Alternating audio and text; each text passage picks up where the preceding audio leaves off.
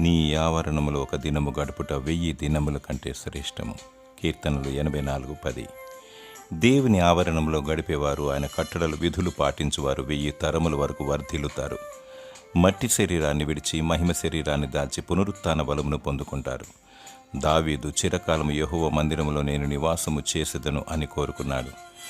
నీవు దేవుని ఆవరణములో ఆయన సన్నిధిలో గడుపుటకు ఇష్టపడినచో నీవు చిరకాలము పరలోక ఆలయములో వసించే భాగ్యాన్ని దేవుడు నీకు అనుగ్రహిస్తాడు. అందరికన్నా దేవుని ఎక్కువగా ప్రేమించాలి. ఆయన సన్నిధిని కోరుకోవాలి. పాపము, శాపము మరియు చీకటి లయమైపోతుంది.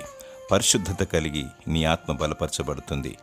దేవుని సన్నిధిలో నిత్య సంతోషములు కలవు. విలువైనది చేపట్టు, ఔన్నత్యమును పొందుకో. నీ బ్రతుకు ధన్యమవుతుంది. దేవుని సన్నిధి నీకు పెన్నిది. దేవుడు తన సన్నిధి కాంతి నీకు అనుగ్రహించి వర్ధిల్ల చేయునుగాక. ఆమేన్.